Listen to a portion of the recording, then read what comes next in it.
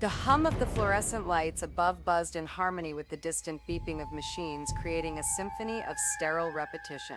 The cool, persistent fingers of anxiety tightened their grip around my chest as I lay on the hospital bed, a tangible sense of time slipping through my fingers.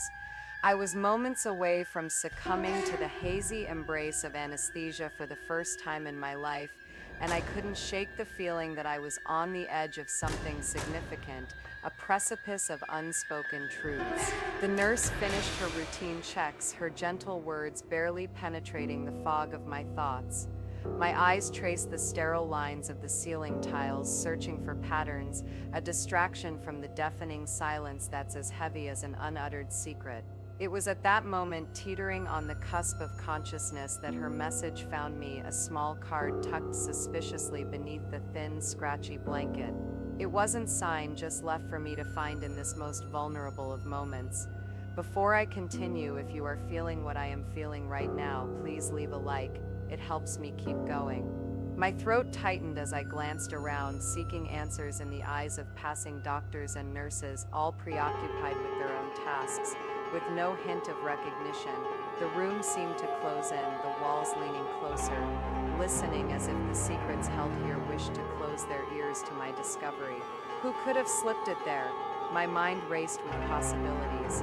I was caught in a web of doubt, the air around me thick with unshed fear. The card, smooth and cool between my fingers, whispered a promise of answers and retribution, its anonymous plea resonating with an invisible weight. In quiet moments like these, when time seems suspended, the tiniest possibilities scream the loudest. There was a familiarity in the penmanship that pulled at my memory, a signature inked in the past, buried by neglect and rebellion. I was paralyzed, my existence in that sterile room reduced to a heartbeat and the tremble of the paper in my hand. My breath shuddered, helpless against the invisible storm that brewed deep within my chest, a nexus of pain exacerbated by fear of the unknown. The card held a fragment of my past, an emergence from shadows I thought I'd left behind. Words inked in hurried strokes, echoing a past confession, long since abandoned but never forgotten. "I'm sorry," it read. "I never should have let you go." Those words lingered, suspended in the silence like ghosts in twilight, anchoring me to the past. The years of separation, the quiet voids, the conversations left unfinished now echoed in the sterile atmosphere of my impending slumber. Each syllable pressed into my skin, embedding a sorrow song that rang through the languid hours and whispered through corridors of memory.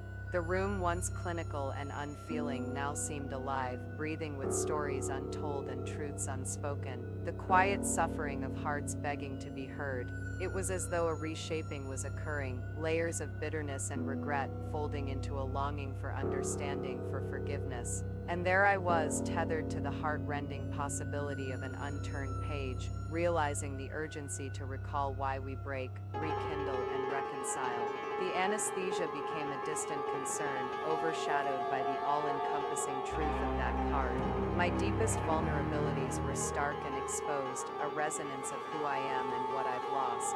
Each heartbeat carried the weight of this revelation, echoing the bitter sweetness of a story untold. As the veil of consciousness began its descent, I couldn't shake the feeling that this moment, this confession, held the key to untangling the complexities of what defines us and shadows our connections. Before you leave, if this moment impacted you as it impacted me, subscribe.